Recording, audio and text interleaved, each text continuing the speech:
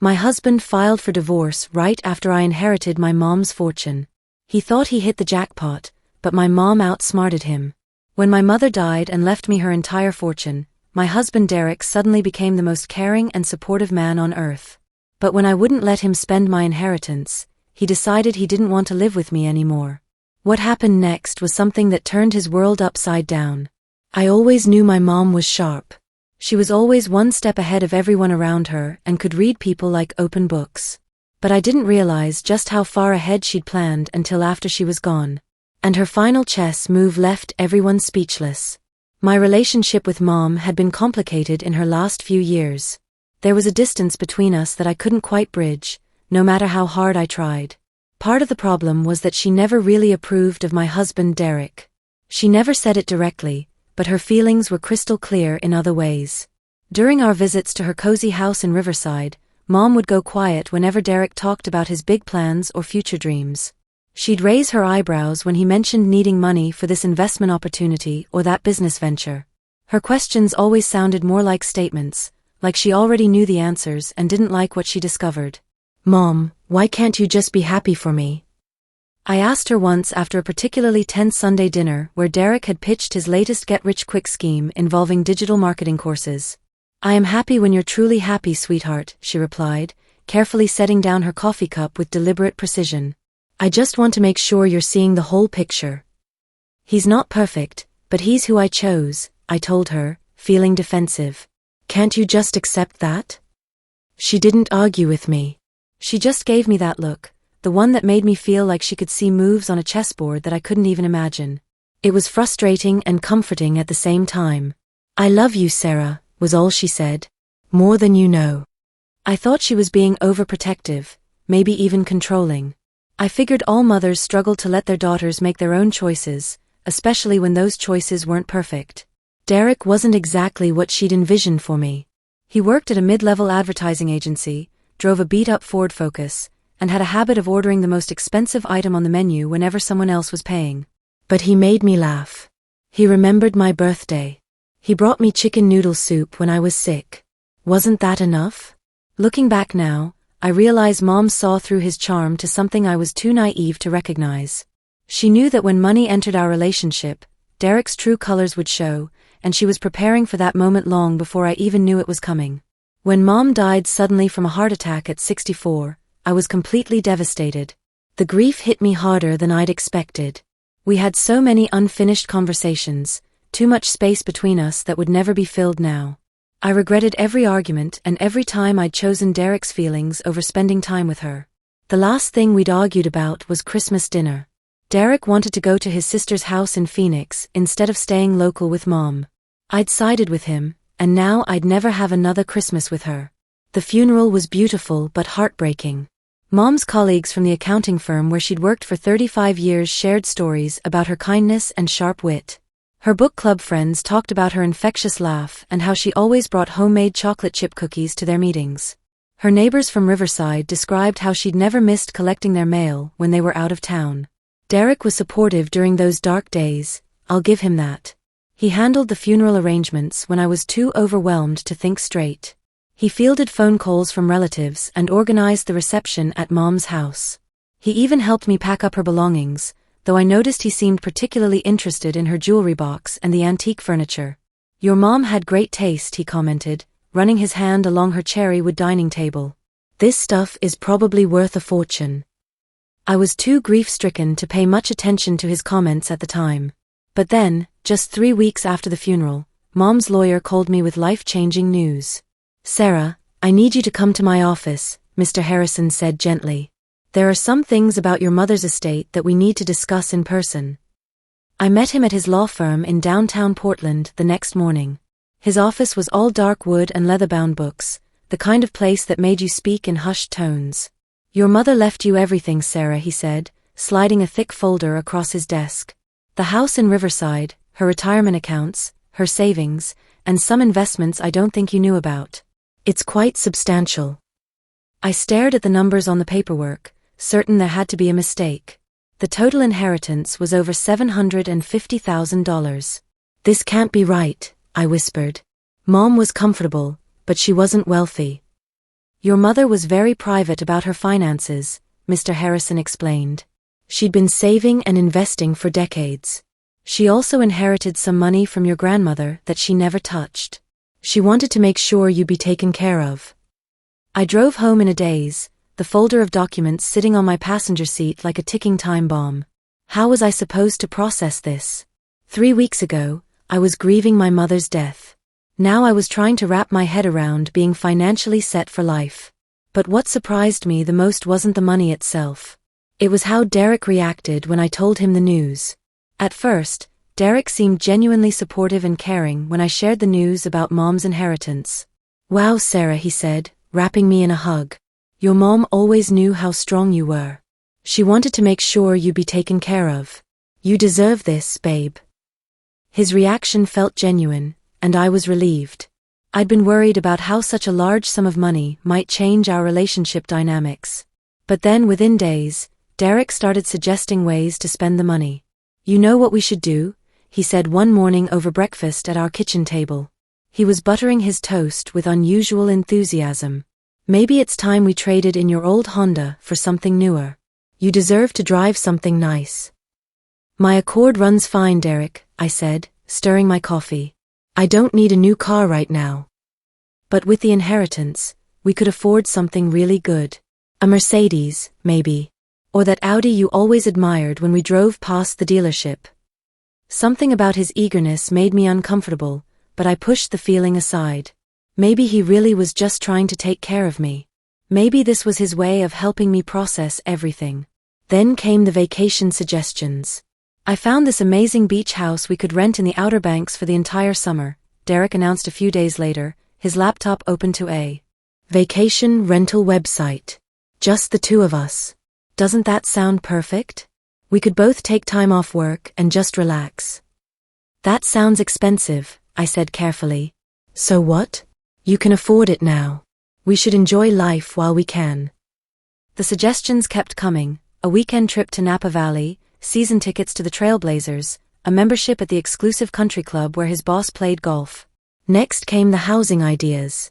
"We should think about moving, Sarah," he said during dinner one evening. "You've always complained about our tiny kitchen. Let's find a house that actually makes you happy. Something with a big yard, maybe a pool." Each suggestion sounded reasonable on the surface, but something felt wrong about his approach. There was a hunger in his eyes when he talked about spending the money, a calculating quality that reminded me of how he looked at dessert menus at expensive restaurants. "Derek, I need time to think about all this," I told him. "It's a lot of money, and I want to be smart about it." "Smart about it?" he asked, his fork pausing midway to his mouth. "Sarah, this is our chance to finally live the life we've always wanted. Why are you being so hesitant?" "Because it's not our money, Derek. It's mine. My mother left it to me."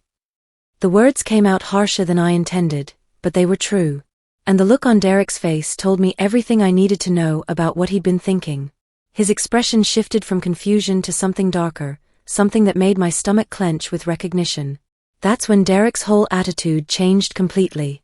The sweet, supportive husband disappeared overnight, replaced by someone I barely recognized. Derek stopped bringing me coffee in the morning, something he'd done almost every day for our entire 9-year marriage. He stopped asking how my day went when I came home from work. The compliments about how strong I was and how much I deserved the inheritance completely dried up. He started sleeping in the guest room, claiming he wanted to give me space to process everything and didn't want to intrude on my grief. But I knew the truth. Derek was angry that I wouldn't let him spend my mother's money.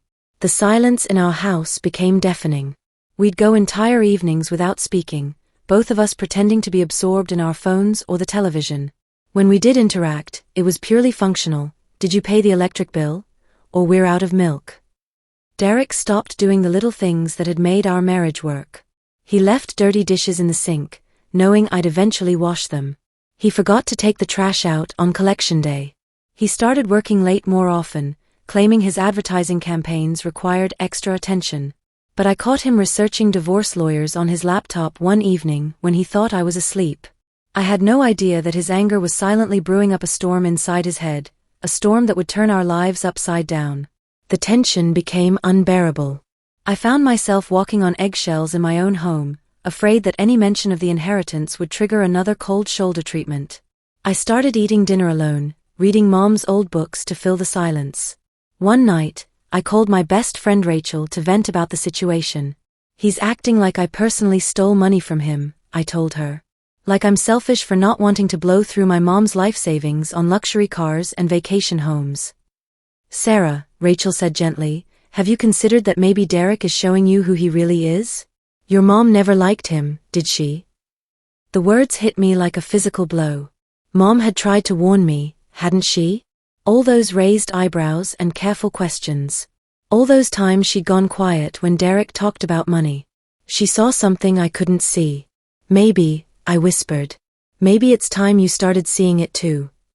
But I wasn't ready to admit that my 9-year marriage had been built on a foundation of sand. I still hoped Derek would come to his senses and remember that he'd married me, not my bank account. I was about to learn just how wrong I was. The explosion came exactly 1 month after we'd learned about the inheritance. Derek walked into the kitchen where I was making spaghetti and meatballs, his favorite meal, which I'd prepared as a peace offering, and dropped his bombshell with no warning. "I think we should separate," he said flatly. I set down my wooden spoon and turned to face him. His expression was cold, like he was talking to a stranger instead of his wife of 9 years.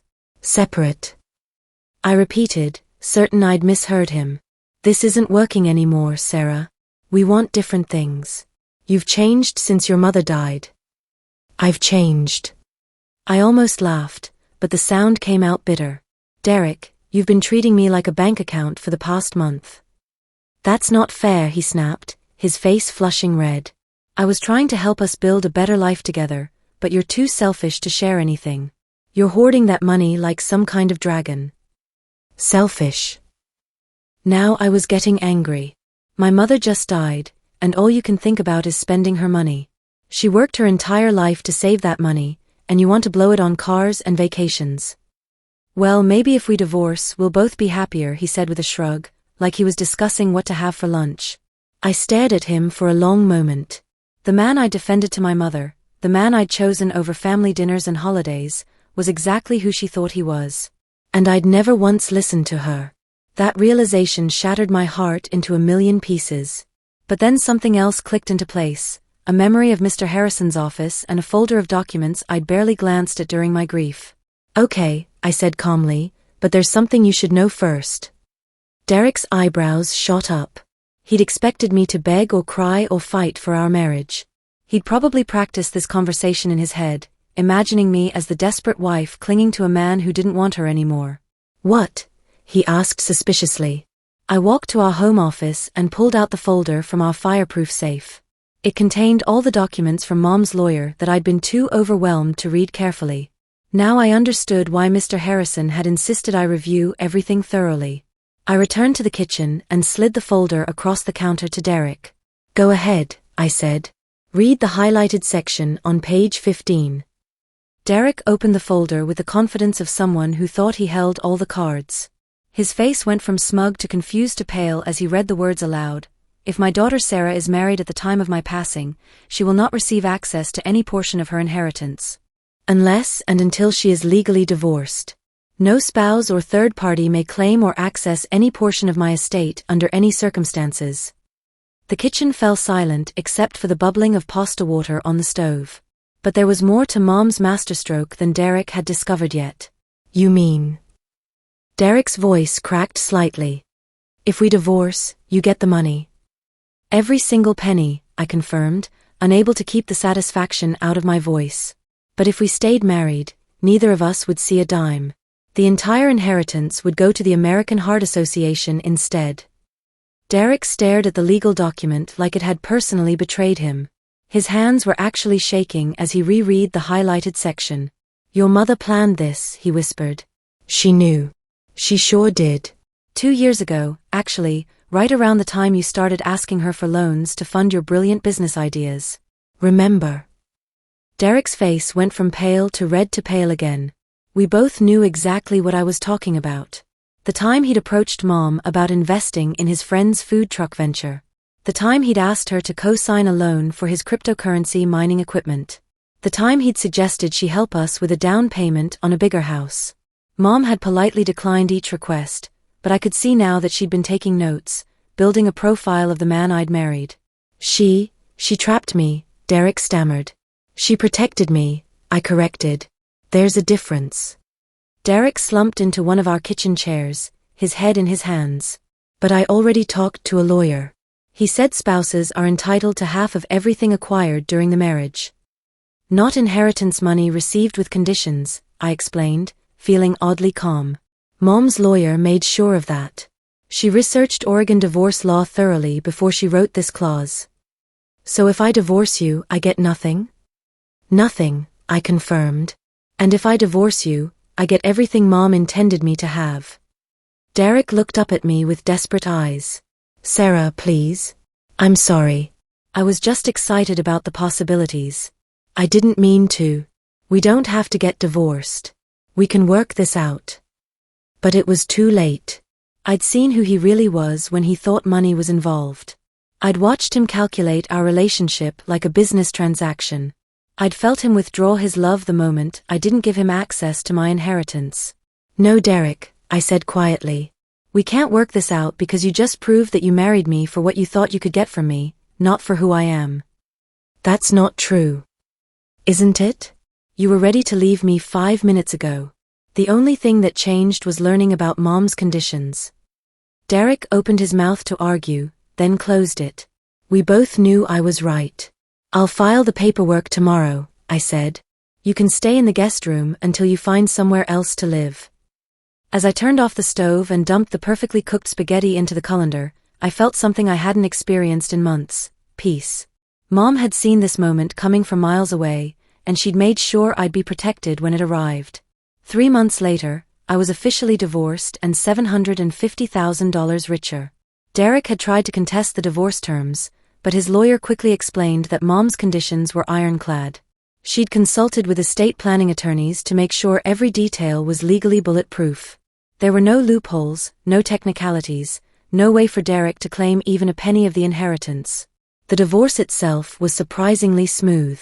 Derek moved out of our apartment and into a studio on the other side of Portland. He kept his Ford Focus, his clothes, and his wounded pride.